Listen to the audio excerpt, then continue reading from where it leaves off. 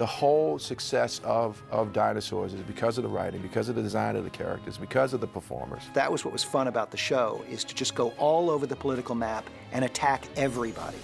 Attack right wing, attack left wing, attack atheists, attack religionists, attack everyone. And it was very funny. We were able to get away with it because it's just a puppet show. It was definitely a show that was about tolerance and coming together and communities and how communities should live. I think if any show lasts, I mean, that's what hopefully you're achieving, is that people watch it for different reasons.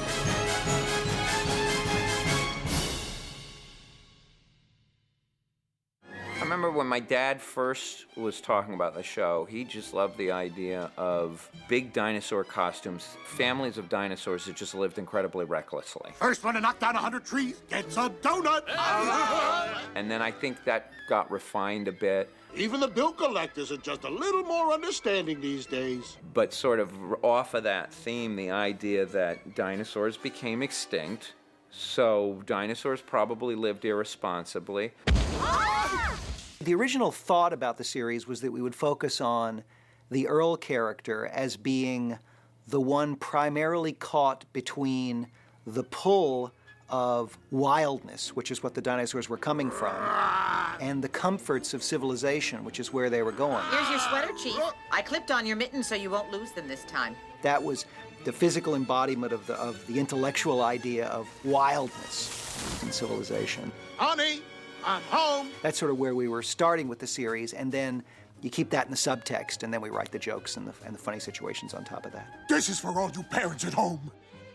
You had a writing staff of about 8 to 10 guys, and you'd come in and you pitch ideas. Well, we sort of divided up the episodes. Sometimes we would go kind of heavy political. Oh, how dare you blame the company, you muling pack of ingrates! And sometimes we would just go pure fun with the families.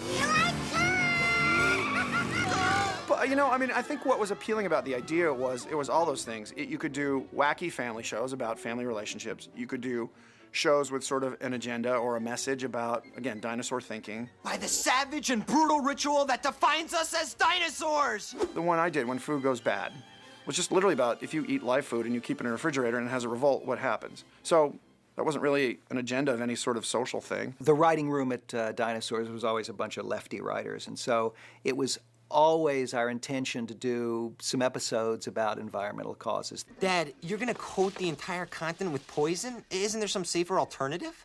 Like what? The genesis of the show from Jim Henson was that the dinosaurs were these huge lumbering creatures that just sort of marched through the earth, eating up all of its resources, ravaging it until there was nothing left, and finally they disappeared. So we always knew that would be the arc of the series. We tried to incorporate that into a number of episodes. So we did an episode where Earl was pushing over a giant tree and he was struck by lightning, and he and the tree sort of traded personalities, and Earl ended up in the tree and experienced what the tree's life was like.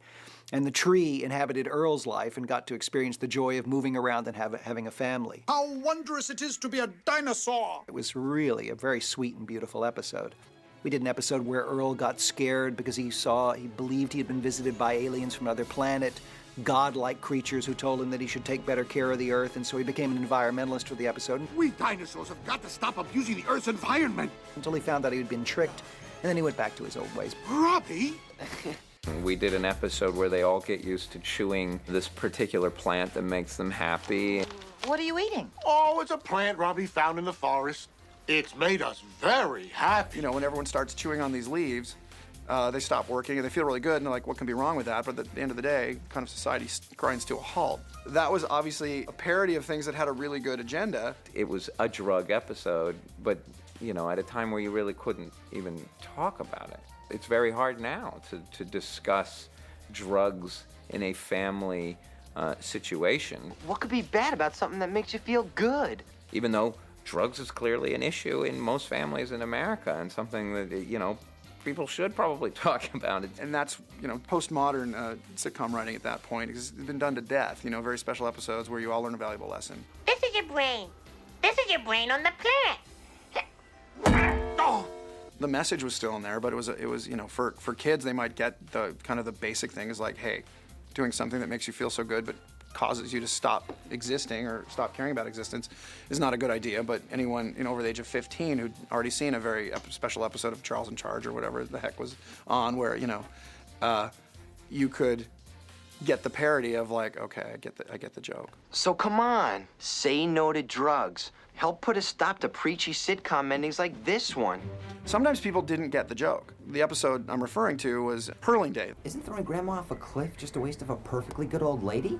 In dinosaur culture, when someone hit 70 years old, you throw them off a cliff. I'm throwing her. I married you so I can throw her. We got letters from the Gray Panthers, which was like the fighting group of the Association for Retired People. They were very upset about it, and they were like, oh, I'm not going to watch this, and then wrote us angry letters. And I'm like, did you wait till the end? I feel like I could live to be a million.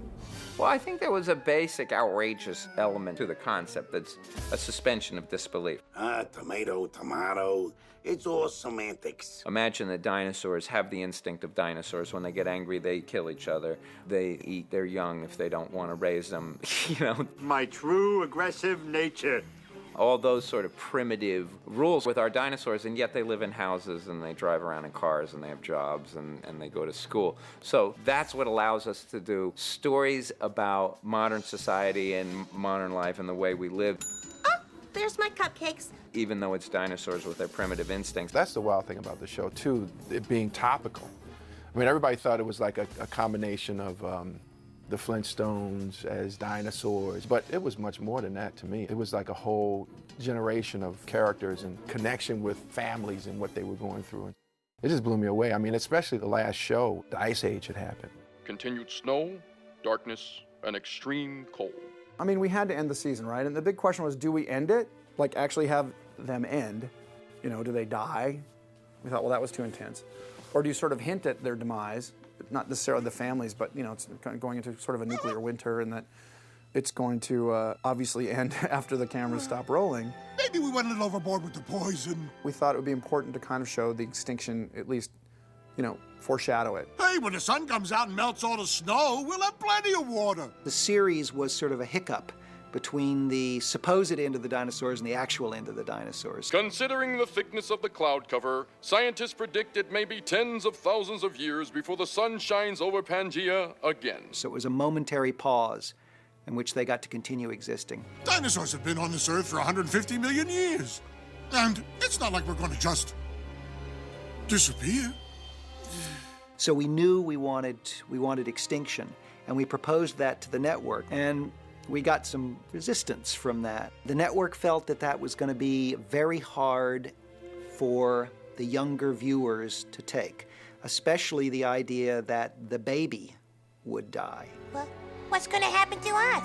It's not the way you would normally end a show, but there wasn't anything that much normal about the series anyway. We always were trying to choose really big choices.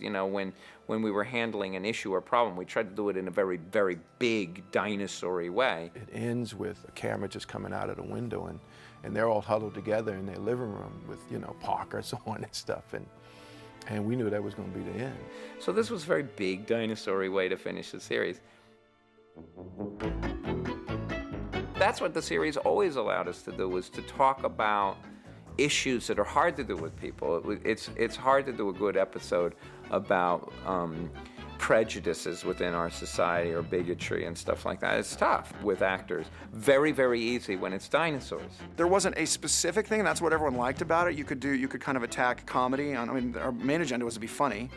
And I think that's what a show with a lot of writers brings to it, is everyone has different takes on what to do with this group of characters. Dinosaurs has been our best written show that we've ever done. The writing on this was great, and I think the success of the show really is mainly because of the writing, and then everything comes after that.